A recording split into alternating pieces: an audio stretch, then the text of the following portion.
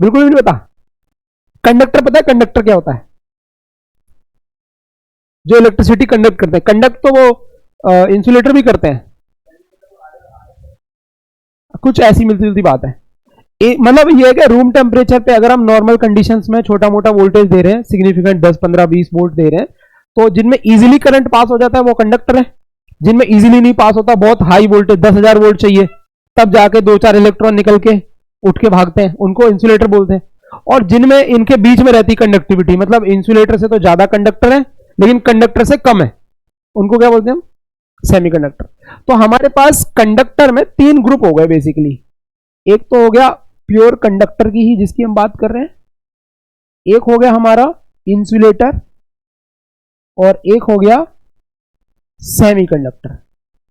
तो इनमें डिफरेंस क्या है कि कंडक्टिविटी की अगर हम बात करें, कंडक्टिविटी कंडक्टर्स में सबसे ज्यादा है इलेक्ट्रॉन्स की, इंसुलेटर्स में सबसे कम है, और सेमीकंडक्टर्स की मिडवे है। मतलब दे conduct electricity better than insulators but less than conductors. ठीक है। अच्छा, एग्जांपल्स की बात करें अगर हम इनमें, एग्जाम्पल बताओ कोई कंडक्टर का एग्जाम्पल, कंडक्टर कोई उदाहरण बताओ। कॉपर हो गया, और सिल्वर हो गया, etcetera. Semiconductor example, silicon semiconductor है, जर्मेनियम है, आर्सेनिक है, एसेट्रा। और इंसुलेटर का, अरे तो उसका नाम बताओ ना कंपाउंड का। अगर एलिमेंट्स का नाम बताओ, क्योंकि हमने बाकी दोनों में एलिमेंट्स लिखे हैं ना, तो यहाँ पे एलिमेंट्स का नाम बताओ, कोई एक एलिमेंट जो इंसुलेटर हो। ऑक्सीजन, वो इंसुलेटर होता है? इंसुलेटर नहीं है ना, बैड कंडक्टर है लेकिन इंसुलेटर नहीं है। हाँ, मैं ऑक्सीजन हो गया, और नाइट्रोजन हो गया, और जो नॉन मेटल पकड़ लो जैसे कि आपका फॉस्फोरस हो गया। जो नॉन मेटल्स है वो सब क्या है? हीलियम हो गया। इन जनरल वो इंसुलेटर्स है। तो इनमें क्या है, they are bad conductors, easily conduct नहीं करते इलेक्ट्रिसिटी को। ये इजीली कंडक्ट करते हैं, बहुत हाई अमाउंट में करते हैं। ये मीडियोकर है, इनसे तो ज्यादा कंडक्ट करेंगे लेकिन इनसे कम कंडक्ट करेंगे। ठीक है। अच्छा, इनकी कंडक्टिविटी को मेजर कैसे करें? तो एक तो टर्म मैंने बताई दिया, कंडक्टिविटी एक टर्म होती है, उसको मेजर करते हैं, उससे पता चलता है। यहां जो हम लोग पढ़ने जा रहे हैं ना, क्लास 12th के अंदर फिजिक्स में एक टर्म नई सीखने जा रहे हैं, उस टर्म को बताने जा रहा हूं मैं। तो उसमें सबसे पहला एक टर्म हम लोग समझेंगे, कंडक्शन बैंड। इसमें ना बड़ी मिसकॉन्सेप्शन होती है बच्चों को। और एक होता है, कौन सा बैंड होता है? एक वैलेंस बैंड, एक होता है कंडक्शन बैंड, एक होता है वैलेंस बैंड। इसके बारे में कोई बता सकता है? कंडक्शन बैंड क्या होता है, वैलेंस बैंड क्या होता है? नहीं पता। Basically they are range of energy, एक एनर्जी का एक रेंज है। तो कंडक्शन बैंड का मतलब है दैट रेंज जहां पर हमारा इलेक्ट्रॉन वैलेंस शेल से निकलकर कंडक्टिविटी के लिए अवेलेबल हो जाए। मतलब कि एटॉमिक जो बाउंडेशन है, न्यूक्लियस का जो बाउंड कर रखा है उसने फोर्स, उससे निकलकर बाहर आ जाए और इजीली मूव करने के लिए अवेलेबल हो, तो उसको बोलते हैं हम कि वो कंडक्शन बैंड में है। तो कंडक्शन बैंड बेसिकली एक रेंज ऑफ एनर्जी है, range of energy required for conduction, required for conduction. मतलब कि एक इलेक्ट्रॉन के पास मिनिमम से मिनिमम कितनी एनर्जी के आसपास होनी चाहिए कि वो वैलेंस शेल से बाहर निकल के कंडक्शन में आ जाए। ठीक है। और अगर मैं बात करूं वैलेंस बैंड, तो वो किसको कहते हैं हम?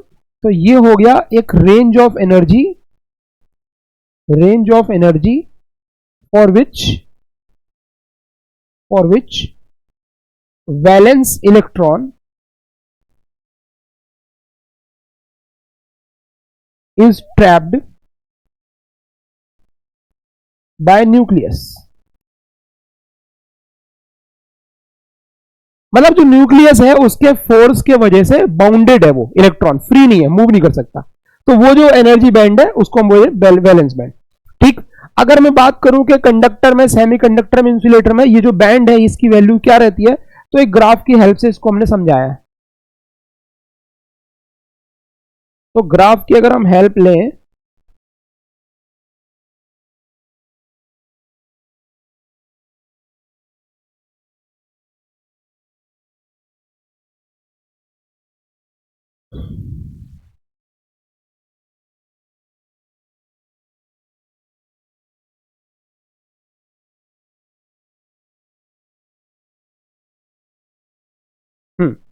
मैं इसके नीचे ही ग्राफ बना रहा हूं। यहां पे कुछ लिखा था क्या? अच्छा, कंडक्शन। ठीक, मैं इसके नीचे ही ग्राफ बना रहा हूं ताकि आपको ना थोड़ा कंपैरिजन करने में आसानी रहे। देखो, अगर मैं कंडक्टर के अंदर वो ग्राफ बनाता हूं, यहां पर हो गया मेरा एनर्जी, ठीक है भाई, और यहां मैंने एक डायग्राम से शो किया है इस तरीके से। तो ये जो मैंने पहला वाला बॉक्स बनाया, ये शो कर रहा है वैलेंस बैंड को, और ये शो कर रहा है कंडक्शन बैंड को। और देखोगे ये ओवरलैप हो रहे हैं, मतलब कुछ इलेक्ट्रॉन ऐसे हैं जो वैलेंस बैंड में है, कुछ इलेक्ट्रॉन कंडक्शन बैंड में, और कुछ इलेक्ट्रॉन कहां है? ओवरलैपिंग रीजन में। मतलब इलेक्ट्रॉन हमारे वैलेंस बैंड में भी है और दोनों के ओवरलैपिंग रीजन में भी, और एक दो इलेक्ट्रॉन कंडक्शन बैंड में भी है प्योरली। ठीक, मतलब जो इलेक्ट्रॉन हमारा वैलेंस शेल के अंदर है वो कंडक्शन के लिए भी अवेलेबल है। तो इसमें ओवरलैपिंग हो रही है। तो कंडक्शन बैंड और वैलेंस बैंड के बीच में जो एनर्जी का डिफरेंस होगा वो कितना है? जीरो, कोई डिफरेंस नहीं है। इसको हम लोग बोलते हैं फॉरबिडन एनर्जी गैप। क्या बोलते हैं? Forbidden energy gap. और ये गैप कितना है हमारे पास? जीरो, ना के बराबर है। अगर मैं वही बात करूं इसकी इंसुलेटर की, तो इंसुलेटर में सेम डायग्राम अगर मैं बनाऊंगा तो कैसा दिखाई देगा? ये हो गया एक बैंड, ये हो गया एक बैंड, ये हो गया वैलेंस बैंड, और ये हो गया मेरा कंडक्शन बैंड। और आप इसमें बिंदी बिंदी लगाओगे ना, तो बिंदी किसको दिखा रही है बताओ? इलेक्ट्रॉन को दिखा। इसमें कोई इलेक्ट्रॉन नहीं है। इनके बीच में जो गैप है, फॉरबिडन एनर्जी गैप, वो जो है आपका कितना होता है? कितना होता है? वैल्यू होती है उसकी कुछ 3 eV से ज्यादा। कितना? किससे ज्यादा? 3 इलेक्ट्रॉन वोल्ट से ज्यादा अगर गैप है तो रूम टेम्परेचर पे ये इलेक्ट्रॉन निकल के कंडक्शन बैंड में नहीं आ सकता। ठीक है। अगर मैं वही बात करूं सेमीकंडक्टर में, तो सेम चीज वहां भी बनेगी, लेकिन उसमें क्या होगा? हमारा ये जो गैप है, ये गैप 3 इलेक्ट्रॉन वोल्ट से क्या होगा? कम होगा। ये जो फॉरबिडन एनर्जी गैप है, ये 3 इलेक्ट्रॉन वोल्ट से क्या होगा? 3 eV से कम होगा। ठीक है। अब 3 eV से कम है तो होगा क्या? समझना ध्यान से, ये काम की चीज है, अजर्सन रीजन में आती है। जैसे यहां इलेक्ट्रॉन मैंने बनाए, तो यहां से क्या है ना, कूद के एक दो इलेक्ट्रॉन यहां चले जाएंगे। कूद के एक दो इलेक्ट्रॉन कहां चले जाएंगे? ऊपर चले जाएंगे। क्यों चले जाएंगे कूद के? क्योंकि जो एनर्जी चाहिए, कितनी चाहिए? 3 eV के बराबर। तो होता क्या है कि सराउंडिंग से जो एनर्जी एब्जॉर्ब करता है, उस एनर्जी की मदद से एक आध इलेक्ट्रॉन अपनी जगह यहां से छोड़ के जंप करके कहां चला जाएगा? मतलब उसकी एनर्जी बढ़ जाएगी एक तरह से। तो वो एनर्जी कहां से आ रही है? सराउंडिंग से। इसके पास क्यों नहीं आ पा रही? क्योंकि सराउंडिंग में उतनी एनर्जी नहीं है। सराउंडिंग से थर्मल एनर्जी जो एब्जॉर्ब करेगा, वो एनर्जी ज्यादा से ज्यादा इतना उसको डिफरेंस कवर करवा सकती है, पर वहां पर उससे भी ज्यादा डिफरेंस है, तो वो इलेक्ट्रॉन कूद के कंडक्शन बैंड में नहीं जा पाएगा। तो आपसे एग्जाम में एक सवाल आता है कि जो प्योर सेमीकंडक्टर होते हैं आपके, उसमें कंडक्शन के लिए जो इलेक्ट्रॉन्स अवेलेबल हैं, उनको एनर्जी कहां से मिलती है? तो बोलोगे they observe thermal energy from surrounding and jumps into conduction band because the energy gap is quite small, therefore it can happen. समझ गए बात? अच्छा, बहुत सारे इलेक्ट्रॉन तो नहीं जा रहे, इसका मतलब क्या है कि लिमिटेड एनर्जी है, तो दो चार इलेक्ट्रॉन ही कंडक्शन करा सकते हैं। ये डायग्राम बनाओ फटाफट से, सारा बन गया?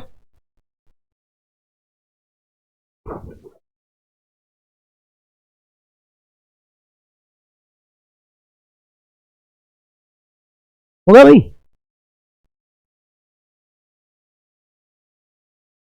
हाँ, नेगेटिव तो नहीं बोलते हम, ओवरलैप कर रहा तो जीरो बोलते हैं।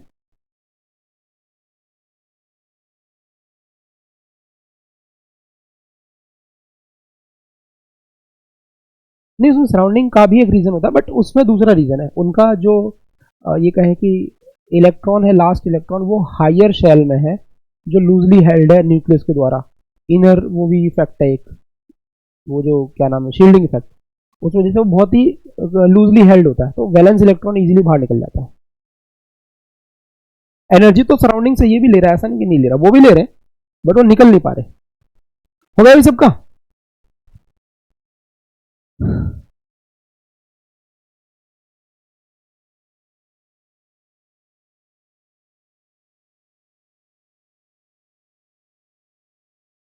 एनर्जी। एक्स में कुछ नहीं है, ये एक बॉक्स वाला रिप्रेजेंटेशन है, ग्राफ नहीं है। तुम सोच रहे हो एक्स में कुछ है, वाई में कुछ है, ग्राफ नहीं है ये एक रेंज है। उस रेंज को एक बॉक्स से दिखा दिया हमने। हाँ, वेन डायग्राम टाइप की चीज है ये। हो गया भाई। चलो देखो नेक्स्ट टॉपिक। अब आपको यह समझ में आ गया कि सेमीकंडक्टर एक ऐसा मटेरियल है जिसके अंदर वैलेंस बैंड और कंडक्शन बैंड में एनर्जी डिफरेंस 3 eV से क्या है, कम है। तो जिनमें भी 3 eV से कम हो और 0 eV से ज्यादा हो उसको क्या बोलेंगे हम, सेमीकंडक्टर। तो सेमीकंडक्टर को हमने क्लासिफाई किया अलग अलग टाइप से। तो सेमीकंडक्टर में सबसे पहला जो हमने टाइप बनाया वो है हमारा इंट्रिंसिक सेमीकंडक्टर। क्या होते हैं इंट्रिंसिक, बताओ।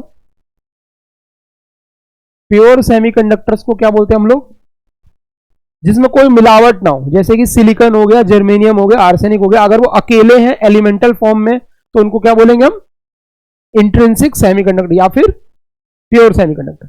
इनकी कंडक्टिविटी का काज क्या है, इनके अंदर कंडक्शन क्यों होता है, कंडक्शन कैसे करते हैं ये लोग, बताओ भाई। ये लोग इलेक्ट्रिसिटी को फ्लो कराते हैं, रीजन कैसे फ्लो कराते हैं,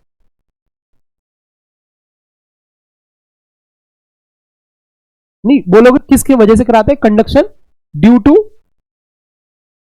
इलेक्ट्रॉन एंड होल पेयर, किसकी वजह से कराते हैं। और ये जनरेट कहां से होते हैं, generate due to thermal energy absorbed from surrounding. ये जो थर्मल एनर्जी सराउंडिंग से क्या करते हैं, एब्जॉर्ब करते हैं, उसके कारण इलेक्ट्रॉन और होल पेयर जनरेट होते हैं और वही इलेक्ट्रॉन और होल पेयर इलेक्ट्रिसिटी को कंडक्ट करवाते हैं। कैसे करवाते हैं वो समझाऊं, ये पता है तुम लोगों को, नहीं पता, देखो समझते हैं। सिलिकॉन का उदाहरण लेता हूं तो सिलिकॉन ऐसा एक सॉलिड नेटवर्क बनाता है।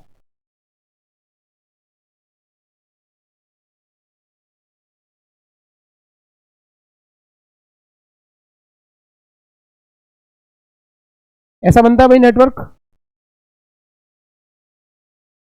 देखो होता क्या है कि जब ये कोई भी सिलिकॉन एटम एनर्जी एब्जॉर्ब करता है तो जो इसका ये वैलेंस इलेक्ट्रॉन जो ये बॉन्ड में खर्च हो रखा है, ये इलेक्ट्रॉन बाहर निकल जाता है। तो जब ये इलेक्ट्रॉन यहां निकल जाएगा तो यहां पे क्या क्रिएट हो जाएगी, एक वैकेंसी क्रिएट हो जाएगी, एक होल क्रिएट हो जाएगा, राइट। तो वहां पर एक होल क्रिएट हो जाएगा इस जगह पर। तो वो जो पहले था अब वो क्या बन गया, यहां पर एक स्पेस बन गया खाली। ये बॉन्ड टूट जाएगा, ये बॉन्ड बना नहीं रहेगा। इस बॉन्ड की जगह पर यहां पर एक इलेक्ट्रॉन रहेगा खाली जो इसके पास रहेगा, सही है। वो जो बॉन्ड पहले बना था, एनर्जी एब्जॉर्ब करी, वो बॉन्ड ब्रेक हो गया, इलेक्ट्रॉन बाहर भाग गया, ठीक। अब क्या होगा, जब मैं यहां पर कोई बैटरी लगाऊं, जब तक बैटरी लगाऊं कुछ होगा ही नहीं भाई। यहां पे पॉजिटिव टर्मिनल लगा दिया बैटरी का, यहां पे कौन सा टर्मिनल लगा दिया, तो इसके अंदर एक इलेक्ट्रिक फील्ड बन गई। वो इलेक्ट्रिक फील्ड के आते ही इस इलेक्ट्रॉन के ऊपर फोर्स लगेगा और ये इलेक्ट्रॉन तुरंत इधर भागने की कोशिश करेगा, ऐसी है ना, भागने की कोशिश करेगा। अब वो सीधा तो नहीं भागेगा, रास्ता अपना चूज करेगा, अलग अलग एटम से होकर के जाएगा कूद कूद करके।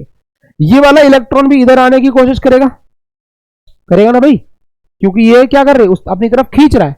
तो ये जो इलेक्ट्रॉन है यहां चलेगा और ये वाला होल यहां चला जाएगा, क्योंकि जब ये भर जाएगा, यहां पर एक इलेक्ट्रॉन आ गया और वहां पर इलेक्ट्रॉन बैठा तो वहां खाली जगह आ गई। तो उसके पीछे वाला इलेक्ट्रॉन क्या करेगा, फिर वो इस वाले होल में आ जाएगा और ये होल वहां चला जाएगा। तो अब समझ रहे हो क्या हो रहा है कि इलेक्ट्रॉन तो इधर की तरफ मूव कर रहे हैं और जो होल था वो कहां जा रहा है, वो आगे जा रहा है। क्योंकि जब उधर वाला इलेक्ट्रॉन अपनी जगह छोड़ के यहां आएगा तो वो जगह खाली हो जाएगी, फिर उसके उधर वाला इलेक्ट्रॉन उस जगह में आएगा तो वो जगह वहां खाली हो जाएगी। तो इलेक्ट्रॉन्स जो हैं आपके वो इस तरफ को मूव करने लगेंगे और जो आपके होल हैं वो इस तरफ मूव करने लगेंगे। ये मूवमेंट शुरू क्यों हुआ, क्योंकि इलेक्ट्रॉन होल पेयर जनरेट हुआ। अगर ये इलेक्ट्रॉन यहां चुपचाप बैठा रहता तो इधर आने की जगह ही नहीं है, अब जगह नहीं है तो कंडक्शन होगा नहीं, समझ गए। तो थर्मल एनर्जी से इलेक्ट्रॉन होल पेयर जनरेट होते हैं, लेकिन इलेक्ट्रिसिटी या कंडक्शन जो जनरेट होता है वो किसकी वजह से हो रहा है, इलेक्ट्रॉन होल पेयर्स की वजह से। तो आप दो स्टेप में आंसर लिखेंगे, पूछेगा वाई दे कंडक्ट इलेक्ट्रिसिटी, दो लेवल में। सबसे पहले due to electron and hole pairs, उसके बाद लिखेंगे they are generated by thermal energy absorb by the material. समझ गए? अब प्रॉब्लम क्या है हमारे सामने, ये समझ गए, इलेक्ट्रॉन होल पेयर से कंडक्टिविटी होती है, करंट फ्लो होता है। अगर मैं बात करूं टोटल करंट की, तो total current due to electron plus current due to hole के बराबर होता है। Current due to electron plus current due to hole, क्योंकि इलेक्ट्रॉन जिस दिशा में जाता है उसका अपोजिट करंट माना जाता है। तो इलेक्ट्रॉन इधर गया तो उसका अपोजिट उधर जाएगा ना, तो करंट इलेक्ट्रॉन की वजह से उधर जा रहा है। और होल को यह माना गया है कि वो वर्चुअली पॉजिटिव चार्ज का काम कर रहा है, जहां होल है वहां पर पॉजिटिव चार्ज है और होल उधर ट्रेवल कर रहा है, मतलब वर्चुअली पॉजिटिव चार्ज उधर जा रहा है। तो होल का करंट और इलेक्ट्रॉन का करंट दोनों एक ही दिशा में जा रहे हैं, इसलिए प्लस किया हमने। ठीक है, अच्छा दूसरी चार्ज, इलेक्ट्रॉन और होल का जो करंट है वो सेम है या अलग अलग है? सेम है, क्योंकि इलेक्ट्रॉन होल की जो संख्या होगी वो भी सेम होगी। तो इलेक्ट्रॉन का करंट और होल का करंट सेम होगा। लेकिन ये सारी बातें किसके लिए बोल रहा हूं? इंट्रिंसिक मतलब प्योर है, उसमें कोई मिलावट। अब समस्या क्या है हमारे सामने कि इसमें करंट तो प्रोड्यूस हो रहा है, लेकिन वो करंट बहुत ही ज्यादा इनसिग्निफिकेंट है, बहुत ही ज्यादा कम है, वो हमारे किसी काम का नहीं है। हमें इस करंट को क्या करना है, अपनी मर्जी के हिसाब से, जैसे हमें जरूरत है, कभी बढ़ाना है और कभी, तो हम लोग इस प्योर सेमीकंडक्टर में क्या करेंगे, मिलावट करेंगे और हम अपने स्वाद के अनुसार इसको चेंज करेंगे। जैसे हमें चाहिए करंट कम चाहिए, ज्यादा चाहिए, तो हम इस प्योर को क्या कर देंगे, अपने हिसाब से मॉडिफाई कर देंगे। उस मॉडिफाइड, उस इम्प्योर, उस मिलावटी सेमीकंडक्टर को क्या बोलते हैं हम लोग? एक्सट्रिंसिक सेमीकंडक्टर बोलते हैं। तो एक्सट्रिंसिक सेमीकंडक्टर क्या होते हैं? ऐसे सेमीकंडक्टर होते हैं जो कि किसी ना किसी चीज से डोप्ड होते हैं। क्या होते हैं? डोप्ड होता है। डोप्ड मतलब समझते हो क्या होता है? डोप का मतलब क्या होता है? डोपिंग का मतलब फिजिकल एजुकेशन में भी तो होता है डोपिंग। डोपिंग नहीं पढ़ा? फिजिकल वाले बच्चों को बताऊंगा। जो एथलीट्स स्टेरॉइड्स लेते हैं अपनी परफॉर्मेंस को बढ़ाने के लिए, उसको हम लोग बोलते हैं, क्या बोलते हैं उसको? डोपिंग बोलते हैं। तो यहां पर वो स्टेरॉइड कौन है? दूसरा एलिमेंट। एक सेमीकंडक्टर में दूसरा एलिमेंट मिलाते हैं ताकि उसकी कंडक्टिविटी क्या हो जाए, बढ़ जाए, इसको बोलते हैं डोपिंग।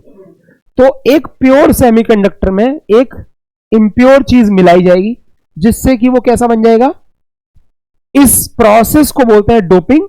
और जो मिलावट की जाती है उसको क्या बोलते हैं? डोपेंट। क्या बोलते हैं? जो मिलावट हमने की है, इसको कहीं और लिख दूंगा, इधर लिख देता हूं स्टार बना के फिलहाल। जो मिलावट हमने की है उसको क्या बोलते हैं हम लोग? डोपेंट बोलते हैं। ठीक है, तो एक्सट्रिंसिक सेमीकंडक्टर का मतलब हो गया डोप्ड सेमीकंडक्टर या फिर इम्प्योर सेमीकंडक्टर। ये सब नाम बता रहा हूं, एमसीक्यू में पूछ सकते हैं। इम्प्योर सेमीकंडक्टर कहो, एक्सट्रिंसिक कहो, डोप्ड कहो, तीनों का मतलब क्या है? सेम है, उसके अंदर कोई चीज मिलाई गई है और जो मिली हुई चीज उसका नाम क्या है? डोपेंट। अब डोपेंट दो प्रकार के हो सकते हैं, उस आधार पे डोप्ड सेमीकंडक्टर भी दो टाइप के हैं। एक होता है एन टाइप, एक होता है पी टाइप। देखो जैसे लोगों की संगति करेगा वैसा ही ये बन जाएगा। एन टाइप होता है इलेक्ट्रॉन रिच। कैसे होते हैं? अब देखो अमीर लोगों की संगति करेंगे तो हम लोग भी क्या हो जाएंगे? अमीर हो जाएंगे। अमीर मतलब क्या, हमारे पास क्या बढ़ जाएगा? इलेक्ट्रॉन बढ़ जाएगा। इलेक्ट्रॉन बढ़ जाएगा तो हम अमीर हो जाएंगे, और इलेक्ट्रॉन कम हो जाएगा तो गरीब। तो इसमें क्या होता है, जो डोपेंट होता है ना, इसमें एन टाइप में क्या होता है, जो डोपेंट होता है उसमें इलेक्ट्रॉन ज्यादा होते हैं, एक्सेस में होते हैं, और इसमें जो इलेक्ट्रॉन होता है वो कम होता है। यानी इसमें कोई वैकेंट ऑर्बिटल होगा, या हो सकता है कोई पॉजिटिव चार्ज वाली चीज हो। यहां पर क्या होगा, या तो लोन पेयर हो जो इजीली चला जाए, या कोई नेगेटिव चार्ज वाली चीज हो। तो हम लोग अभी के लिए लोन पेयर वाले और इलेक्ट्रॉन डेफिशिएंट यानी कि वैकेंट ऑर्बिटल वाले पढ़ रहे हैं। तो बताओ कोई उदाहरण जिनके पास लोन पेयर होता है। ग्रुप 15 के एलिमेंट ले लेंगे हम। कौन से वाले? Group 15 elements. जैसे एग्जांपल हमारा हो गया फास्फोरस और एंटीमनी हो गया, बिस्मथ हो गया, ये सब। और इसमें कौन से वाले लेंगे? ग्रुप 14 वाले ले लेंगे, सॉरी 13 वाले। इसमें ले लेंगे ग्रुप 13 वाले। ग्रुप 13 वालों में कौन कौन है? बोरोन है, गैलियम है, बाकी और भी लोग हैं, लेकिन सबसे कॉमनली हम लोग जो गैलियम यूज करते हैं। इसमें क्या होता है, वैकेंट ऑर्बिटल होता है, वो एक इलेक्ट्रॉन को अकोमोडेट कर सकता है एक्स्ट्रा। तो जो वैकेंट ऑर्बिटल होता है वो इसमें होल का काम करता है, और इसमें जो एक्स्ट्रा इलेक्ट्रॉन होते हैं वो जो हमारे पास एक्स्ट्रा एक इलेक्ट्रॉन है, क्योंकि सेमीकंडक्टर में 4 बॉन्ड बन रहे हैं, है ना, और उसके पास 5 इलेक्ट्रॉन है, तो एक इलेक्ट्रॉन बच जाएगा बॉन्ड बनाने के लिए। तो इसमें क्या होगा, हमारा 1 एक्स्ट्रा इलेक्ट्रॉन जो हमें कंडक्शन के लिए अवेलेबल मिलेगा। और इसमें क्या होगा, वैकेंट ऑर्बिटल जो किसका काम करेगा, एक्ट एज होल। ये रीजन हमें पता होना चाहिए। तो बताओ यहां तक स्टोरी समझ में आ रही है? दोबारा बताऊं कहानी क्या है। सेमीकंडक्टर जो है एक प्योर सेमीकंडक्टर होता है। प्योर का मतलब एक ही तरह का एलिमेंट होगा हर जगह। जब सराउंडिंग से एनर्जी ऑब्जॉर्व करता है तो इलेक्ट्रॉन होल पेयर जनरेट हो जाता है जो कंडक्शन करता है। ठीक है, इतनी बात थी। उसमें कंडक्शन ऑफ इलेक्ट्रॉन और होल दोनों क्या होते हैं, बराबर होते हैं, एक ही दिशा में होते हैं, टोटल करंट प्लस होके आ जाता है। अगर मैं बात करूं डोप्ड सेमीकंडक्टर, तो डोप्ड क्या होता है, एक प्योर में कुछ हमने इंप्योरिटी मिलाई। इंप्योरिटी या तो ग्रुप 15 की होगी या फिर ग्रुप 13 की होगी। 15 वालों को मिलाएंगे तो इलेक्ट्रॉन बढ़ जाता है, एक हमारे पास एक्स्ट्रा इलेक्ट्रॉन होता है कंडक्शन के लिए, तो उसको बोलते हैं हम लोग इलेक्ट्रॉन रिच डोपेंट, जो ग्रुप 15 है। और जो सेमीकंडक्टर तैयार होता है उसको बोलते हैं हम एन टाइप सेमीकंडक्टर। एन को ऐसे याद रख लो, एन मतलब नंबर ऑफ इलेक्ट्रॉन ज्यादा है। एन का मतलब नेगेटिविटी ज्यादा है। नेगेटिविटी ज्यादा है मतलब इलेक्ट्रॉन ज्यादा है। पी टाइप सेमीकंडक्टर मतलब पॉजिटिविटी ज्यादा है, मतलब इलेक्ट्रॉन कम है। समझ गए? तो इलेक्ट्रॉन डेफिशिएंट यानी ग्रुप 13 को जोड़ेंगे तो एक ऐसा सेमीकंडक्टर बनेगा जिसमें होल ज्यादा होंगे और इलेक्ट्रॉन कम होंगे। एन टाइप बनाओगे तो इलेक्ट्रॉन ज्यादा होंगे और होल कम होंगे। समझ गए बात? इतनी सारी लिखो जल्दी चीजें। हाँ, कोई चार्ज नहीं है इसमें। इसमें वो वाली बात और लिख लो एक छोटी सी, number of electron greater than number of hole. यहां पे लिख लो number of electron less than number of hole. फटाफट लिखो फिर आगे बताता हूं।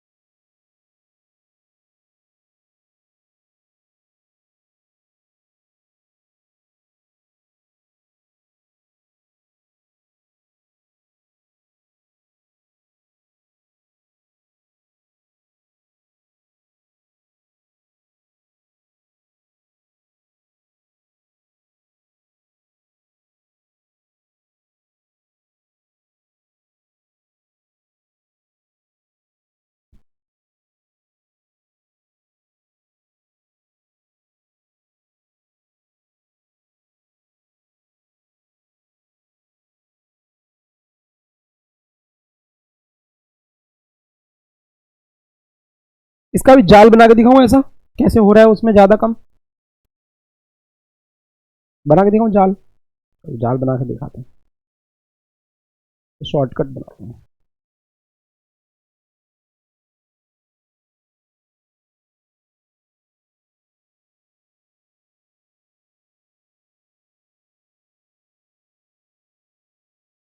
हो गया तुम्हारा ये?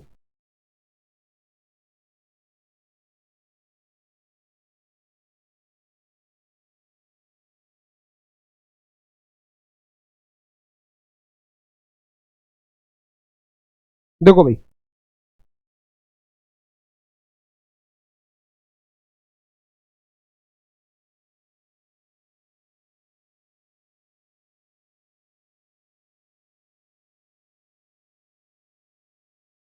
जैसे मान लो कि ये हमारे पास सेमीकंडक्टर था प्योर वाला, है ना। अब हम लोग क्या करने जा रहे हैं, इसके अंदर एक इंप्यूरिटी मिलाएंगे। तो जब इंप्यूरिटी मिलाएंगे तो मान लो ये जो जनरेट हो रहा है इलेक्ट्रॉन होल पेयर वो तो है ही है, कहीं भी किसी एक एटम की जगह पर यहां पर दूसरा वाला इंप्यूरिटी वाला एटम आ जाएगा, जगह घेर लेगा। मान लो फॉस्फोरस आ गया, ठीक है भाई, वो जो 4 बॉन्ड बना रहा था फॉस्फोरस आ गया उसकी जगह पे। बस फॉस्फोरस के पास कितने इलेक्ट्रॉन होते हैं, 5। तो एक इलेक्ट्रॉन इसके पास खाली पड़ा रहेगा ऐसी वेस्ट। जैसे इलेक्ट्रिक फील्ड लगाऊंगा, ये वाला इलेक्ट्रॉन इधर भाग रहा था, तो ये भी इधर भागेगा, चुप थोड़ी बैठेगा, इधर भागेगा, क्योंकि वो एक्स्ट्रा इलेक्ट्रॉन है, किसी ने होल्ड तो कर नहीं रखा, भाग जाएगा वो उधर। तो इधर 2 इलेक्ट्रॉन हो गए और होल एक ही है, तो इसलिए इलेक्ट्रॉन की संख्या क्या हो गई, ज्यादा, और होल की संख्या क्या हो गई। अब इसका उल्टा क्या हो सकता है, अगर मैं बात करूं, मैं अगर वो वाला मिलाता, उसका नाम क्या था दूसरे वाले का,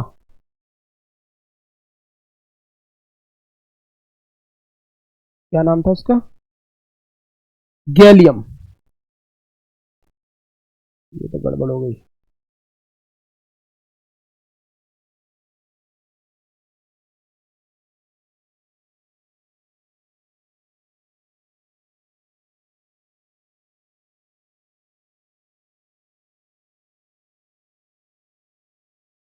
अब समझते देखो क्या होगा, अगर मैंने गैलियम बिठा दिया इसकी जगह पर यहां पर, तब क्या होगा कि गैलियम के पास एक वैकेंट ऑर्बिटल है, बॉन्ड 4 नहीं बना सकता, ये 3 ही बना सकता है।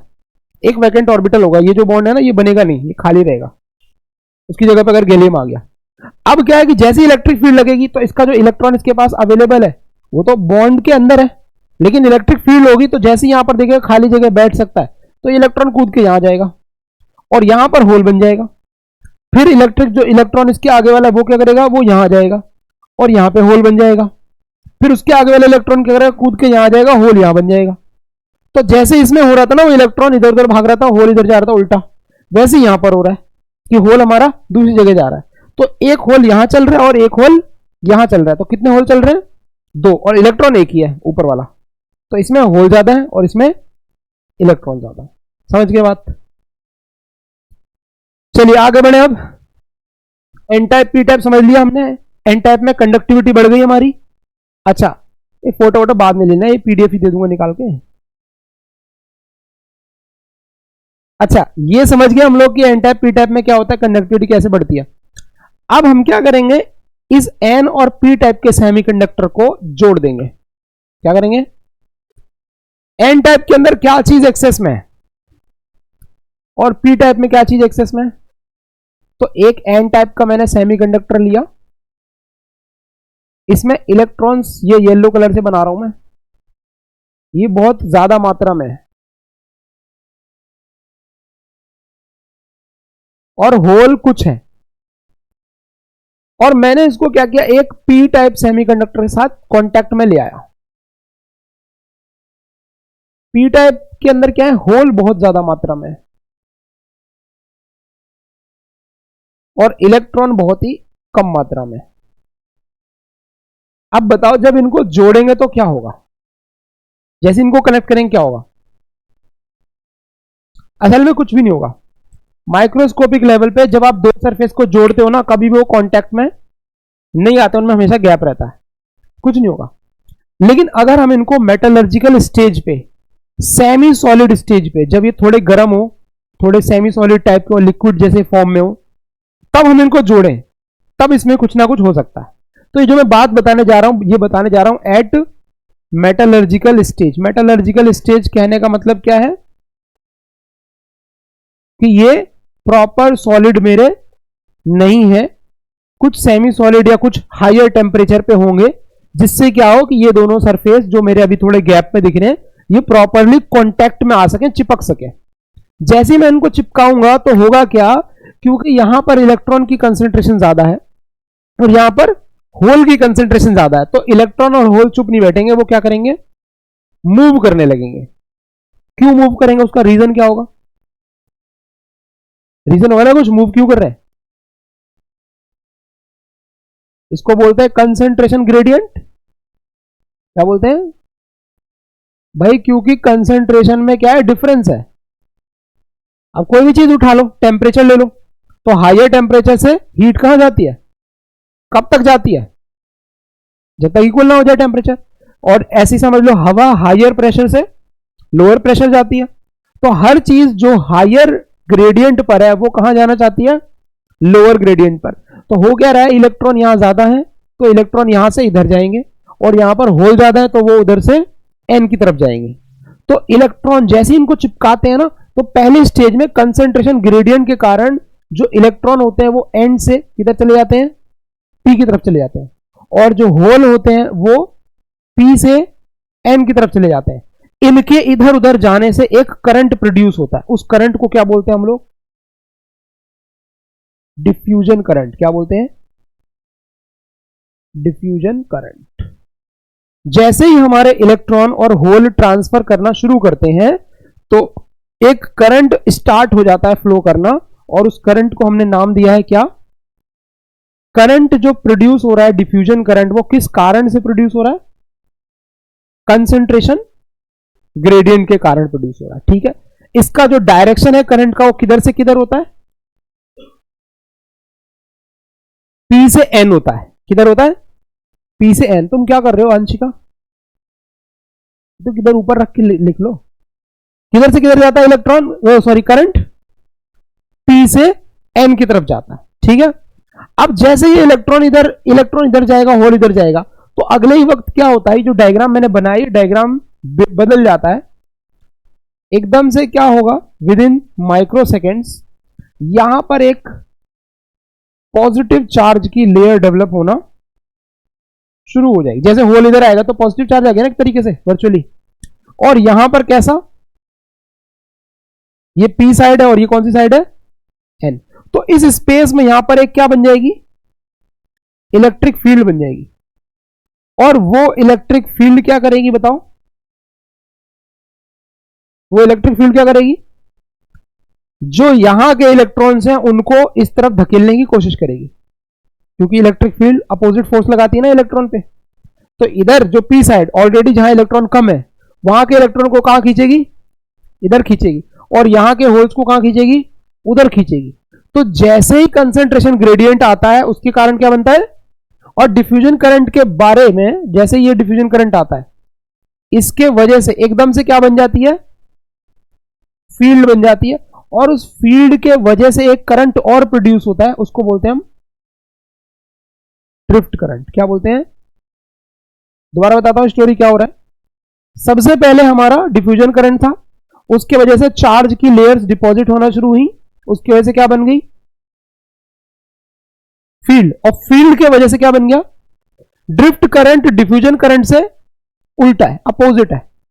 देखो इसमें इलेक्ट्रॉन को ये इधर से इधर भगाने की कोशिश करेगी, उसमें इलेक्ट्रॉन इधर से इधर जा रहे हैं। तो डिफ्यूजन करंट और ड्रिफ्ट करंट एक दूसरे के क्या है, अपोजिट है। शुरू में क्या होगा, शुरू में क्या होगा बताओ, डिफ्यूजन करंट शुरू में ज्यादा था और ड्रिफ्ट करंट, तो डिफ्यूजन तो कम होने लगेगा और ड्रिफ्ट करंट एक लेवल आएगा जब दोनों इक्वल हो जाए। तो तीसरी स्टेज आती है no net current in depletion region. कौन सा रीजन, डिप्लीशन रीजन किसको कहते हैं, ये जो स्पेस है जहां पर ये चार्ज की लेयर्स डिपॉजिट हुई थी, इस स्पेस को क्या बोलते हैं हम लोग, डिप्लीशन रीजन में एक स्टेज ऐसी आएगी जब हमारा डिफ्यूजन करंट और हमारा ड्रिफ्ट करंट दोनों क्या हो जाएंगे, तब हम लोग कहेंगे कोई नेट करंट फ्लो नहीं हो रहा है। और जब ये स्टेज अचीव हो जाएगी तब हम लोग कहेंगे कि हमारे पास एक चीज बनके तैयार हो गई। उस चीज का नाम क्या है बताओ, उसका नाम है पीएन जंक्शन। क्या नाम है, जब ये स्टेज अचीव हो जाएगी, तीनों स्टेजेस खत्म हो जाएंगी, तब हम बोलेंगे PN junction is formed, PN junction is formed. बताओ यहां तक किसी को कोई कंफ्यूजन है, खुशी को कोई कंफ्यूजन है, खुशी बताओ भाई, कोई कंफ्यूजन नहीं है। अब तुम मुझे बताओ क्या क्या हुआ था, तीनों स्टेजेस बताओ फटाफट, खुशी बताओ जल्दी से।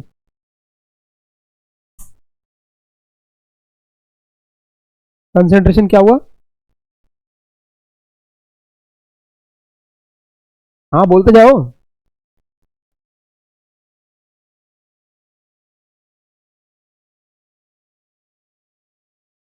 उसके बाद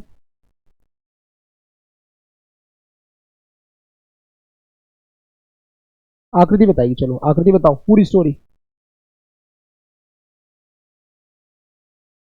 ठीक है, मेटालर्जिकल स्टेज पर।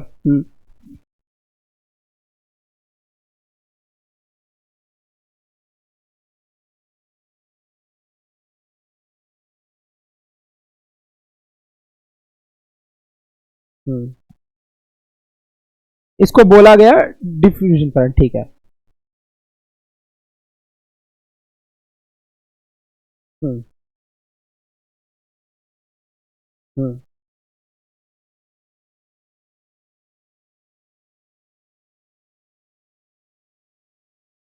डिपॉजिट हो गया। हम्म हम्म हम्म मतलब जब ये दोनों इक्वल हो गए तब उसमें कोई करंट फ्लो नहीं हो रहा, और जब ये चीज हो गई तब हमने क्या बोला? PS junction is form.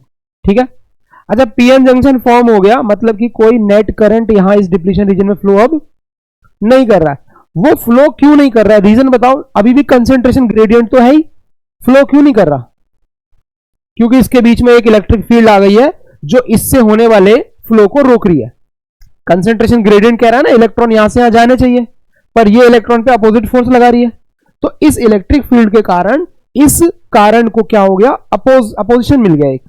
ठीक है, मतलब इलेक्ट्रॉन उधर जाना तो चाहते हैं लेकिन जा नहीं पा रहे। कौन रोक रहा है? फील्ड रोक रही है। तो जो फील्ड रोक रही है इस वजह से एक नया नाम हमने दे दिया, एक नाम दे दिया क्या? Barrier potential. क्या नाम दे दिया? तो बैरियर पोटेंशियल होता है वो पोटेंशियल जो डिप्लीशन रीजन में इलेक्ट्रॉन्स और होल्स की इंटरमिक्सिंग को रोकता है। क्या होता है? लिख लो, एक लाइन लिखवा देता हूं इसके बारे में, यहां तक छाप लो, फिर एक लाइन लिखवा देता हूं डिप्लीशन रीजन के बारे में।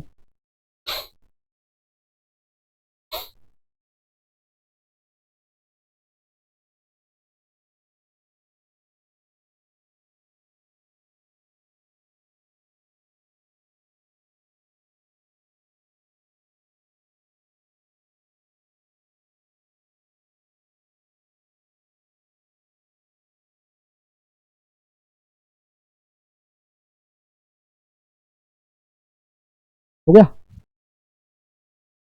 अब लिखो जरा barrier potential. The potential difference between N and P side, N and P side of a semiconductor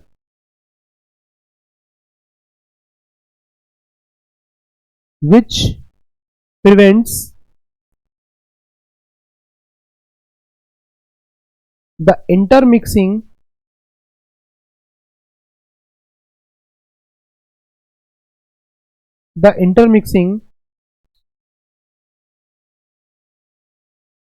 of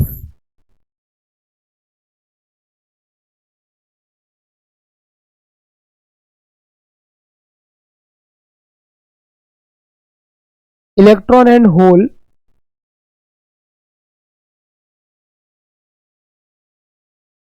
is called barrier potential। ये बता सकते हो बैरियर पोटेंशियल में हायर पोटेंशियल पे कौन सा सरफेस है, एन या P? N side higher potential है, पी साइड हायर पोटेंशियल है? एन वाला हायर पोटेंशियल क्योंकि यहां पे पॉजिटिव चार्ज की लेयर डिपॉजिट हो रखी है। तो ये वाला जो है एन साइड है और ये वाला साइड पी है, और इनके बीच में जो डिफरेंस है उसको बोल रहे हैं हम लोग क्या? Barrier potential. ये डायग्राम बना लो।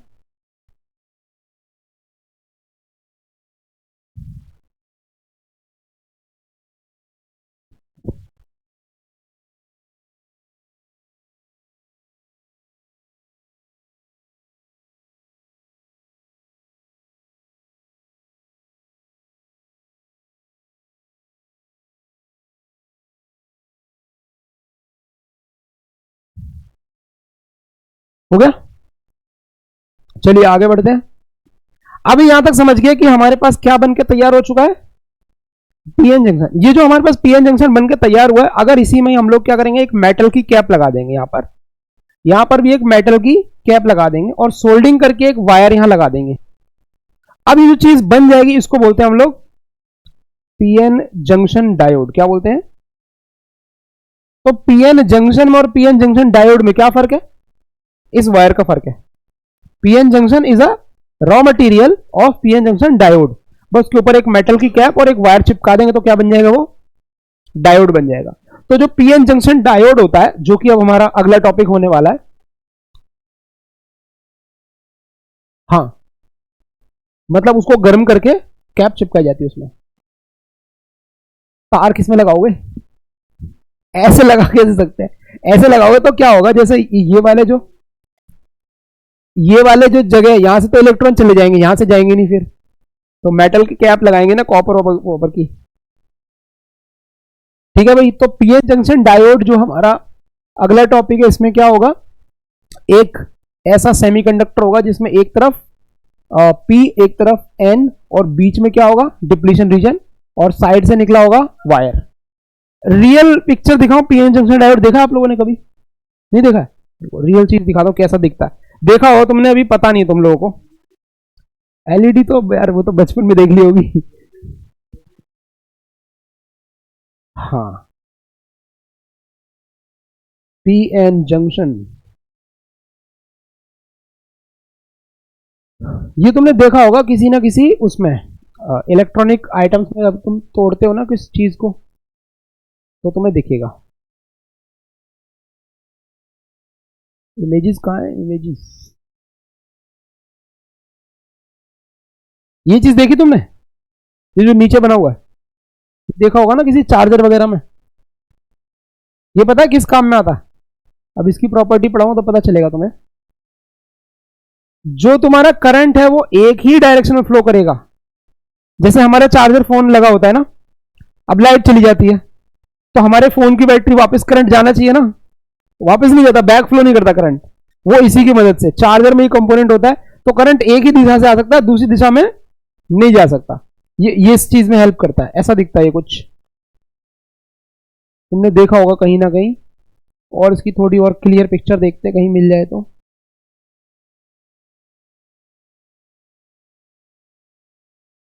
बस इतनी ही क्लियर पिक्चर मिल पा रही है। ये रहे, इसमें जो व्हाइट कलर का निशान लगा है ना, ये तुम्हारी एन साइड है, और जो ब्लैक कलर का पार्ट है ये पी साइड है। उसमें वो व्हाइट कलर बता रहा है कि करंट उस दिशा में जा सकता है, तो तुम्हें जिस दिशा में करंट चाहिए व्हाइट वाला पार्ट उसी तरफ रखना है तुम्हें। ठीक है, चलो आगे बात करते हैं इसके बारे में। तो भाई इसको हम लोग सर्किट में कैसे रिप्रेजेंट करते हैं? सर्किट में हम लोग इसको इस तरह के सिंबल से रिप्रेजेंट करते हैं। वो जो व्हाइट वाला पार्ट था वो एन टाइप है, और जो इधर ब्लैक वाला पार्ट था वो, तो जो नोक हम लोग बनाते हैं, नोक किधर बनाते हैं, एन की तरफ। अब इस डायोड को मैं बैटरी से जोड़ूंगा, तो दो तरीके से बैटरी से जुड़ सकता है। ये कैसे कैसे जुड़ सकता है बताओ? एक तो ऐसे जुड़ सकता है बैटरी से, और एक कैसे जुड़ सकता है,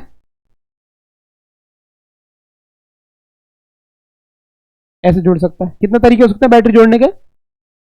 ये वाला जो तरीका है जिसमें जो हमारा पॉजिटिव टर्मिनल है हम लोग पी से जोड़ देते हैं, और करंट जो है हमारा वो इस दिशा में ऐसे फ्लो करता है मस्त। इस वाले तरीके को हम लोग बोलते हैं फॉरवर्ड बाइस। क्या बोलते हैं? जब आपका जो पी वाला टर्मिनल है वो आपका बैटरी के पॉजिटिव से जुड़ा है, ऐसे समझ लो पी जुड़े हुए हैं, तो उसको क्या बोलते हैं हम लोग। और जब पी वाला किससे जुड़ा हुआ है तो उसको बोलते हैं रिवर्स बाइस। अब बहुत सारे क्वेश्चन तो सिर्फ इसी वर्ड से ही बनते हैं, फॉरवर्ड रिवर्स। ऑप्शन आ गया सिलेक्ट करने के लिए कि कौन सा इनमें से फॉरवर्ड है, कौन सा इनमें से रिवर्स है, तो देख के पता चल जाएगा।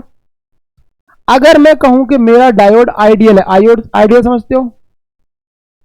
बताओ आइडियल डायोड का क्या मतलब होता है? मतलब उसमें कोई रेजिस्टेंस नहीं है, बिल्कुल इनफाइनाइट होगी या तो जीरो होगी।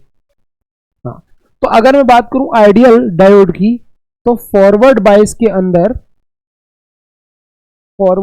के अंदर मैं मानूंगा कि उसके थ्रू रेजिस्टेंस कितनी है, और अगर मैं बात करूंगा रिवर्स बायस के अंदर, तो उसके अंदर रेजिस्टेंस कितनी है, अगर आइडियल डायोड है।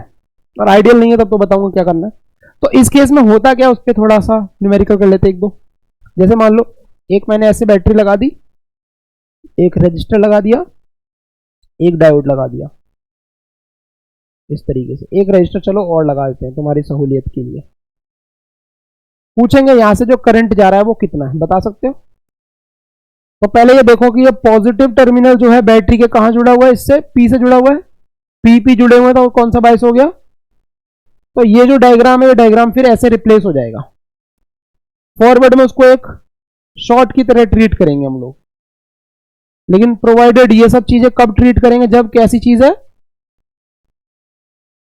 ये लिखा होगा कहीं आइडियल है, और नहीं लिखा तो आइडियल मान लेना। तो आई की वैल्यू कितनी हो जाएगी बताओ? V by R by to.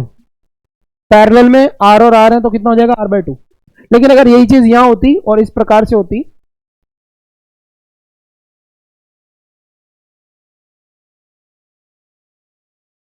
अब इसको क्या मानते हैं हम लोग? ओपन। ओपन मानते तो सर्किट कैसा रिड्यूस हो जाता है ये?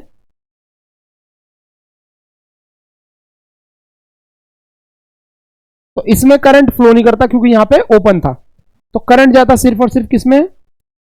एक ही में जाता। तो हमारा जो करंट है वो कितना हो जाता? वी बाय, बताओ कोई कंफ्यूजन किसी को? समझ में आ रहा है यहां तक? छापो जरा ये, छापो सारा का सारा छापो।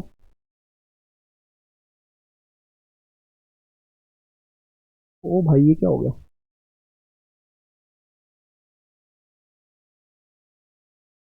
शिट।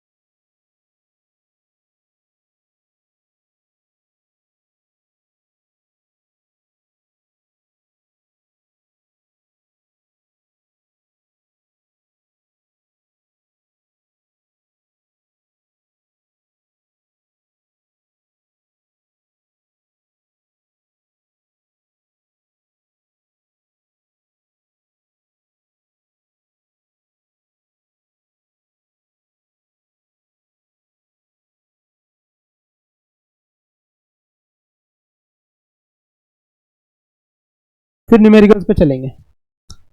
फॉरवर्ड और रिवर्स में बहुत सारी प्रॉपर्टीज हैं।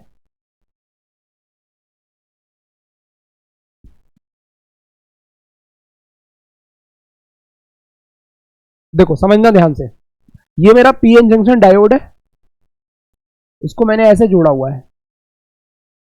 तो इसमें क्या होता है कि हमारा करंट इजीली फ्लो कर जाता है। तो यहां जो सबसे पहला डिफरेंस है वो क्या है, करंट का जो ऑर्डर होगा वो मिली एम्पियर का होगा, मिली एम्पियर की रेंज में रहेगा करंट। इसमें जो आपका करंट होता है वो किस में रहता है, माइक्रो एम्पियर में रहता है। वैसे तो हम जीरो मान रहे हैं, लेकिन अगर आइडियल नहीं है तो किस में रहता है, माइक्रो एम्पियर में रहता है। दूसरी बात, अगर मैं बात करूं यहां पर जो डिप्लीशन रीजन होता है ना, डिप्लीशन रीजन वो क्या होता है, घटता है कि बढ़ता है, डिक्रीज होता है। डिप्लीशन रीजन क्या होता है, डिक्रीज होता है। इसमें क्या होता है, डिप्लीशन रीजन इंक्रीज होता है। मतलब वो जो स्पेस था ना जहां पर हमारा ये निगेटिव पॉजिटिव का डिपोजिशन हो रखा था, ये बढ़ता है, मतलब ये पीछे खिसकता है ऐसे। तो सॉरी, इसमें उल्टा होता है, इसमें इधर अंदर की तरफ आता है। मतलब ये लेयर जितनी भी थी, ये 2 सेंटीमीटर थी या 1.5 सेंटीमीटर थी, ये समय के साथ कम होती रहेगी, कम होती रहेगी। लेकिन इसमें क्या होता है, इसमें वो लेयर बढ़ती चली जाती है। जो गैप है, ये वाला गैप इंक्रीज होता चला जाता है। मतलब यहां पर डिपोजिशन जो चार्जेस का था वो क्या होता रहता है, बढ़ता रहता है। ठीक। और दूसरी बात, यहां पर जो करंट होता है वो होता है due to majority charge carriers. किसकी वजह से होता है, मेजोरिटी चार्ज कैरियर्स। अब ये क्या होते हैं बता दूं इसको मैं थोड़ा। एन साइड में मेजोरिटी कौन है, इलेक्ट्रॉन, और पी साइड में मेजोरिटी कौन है, होल। तो इसमें एन के इलेक्ट्रॉन और पी के होल मूव करते हैं। कैसे मूव करते हैं बताता हूं। एन के जो इलेक्ट्रॉन है, लेट से ये एन है ये पी है, ठीक है, इसके जो इलेक्ट्रॉन है वो इधर की तरफ भागते हैं, जंक्शन की तरफ, और पी के जो होल है वो भी जंक्शन की तरफ भागते हैं, ये होल है एच। ठीक है। तो ये सब एमसीक्यू में आता है कि ये टुवर्ड्स द जंक्शन भाग रहे हैं, अवे फ्रॉम द जंक्शन भाग रहे हैं, तो टुवर्ड्स द डिप्लीशन रीजन भाग रहे हैं। इसी वजह से वो डिप्लीशन रीजन क्या होता है, थिन होता चला जाता है। इसमें अगर बात करूंगा तो करंट किसके वजह से होता है, minority charge carriers. Minority charge carriers कौन होते हैं, एन की तरफ होल और पी की तरफ इलेक्ट्रॉन। पी में माइनॉरिटी कौन है, इलेक्ट्रॉन। तो इसमें क्या होता है, ये एन टाइप हो गया, ये पी टाइप हो गया।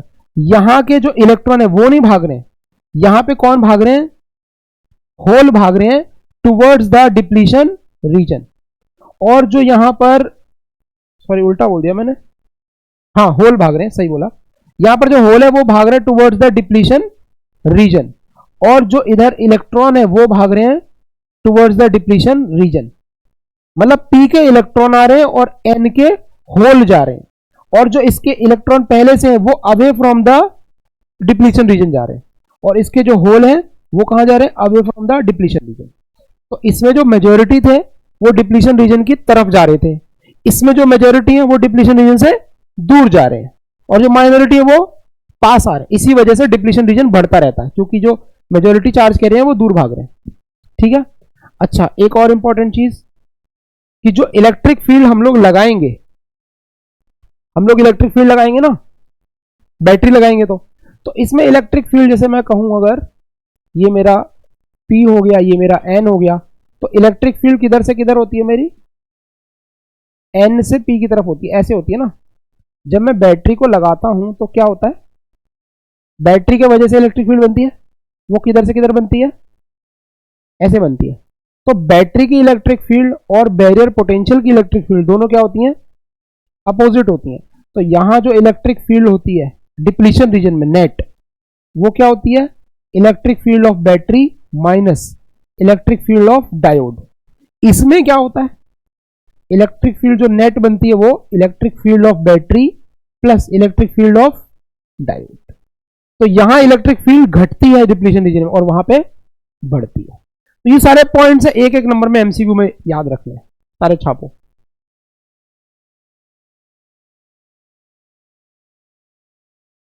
अब अरियंत निकालो, 2-4 सवाल करते पहले।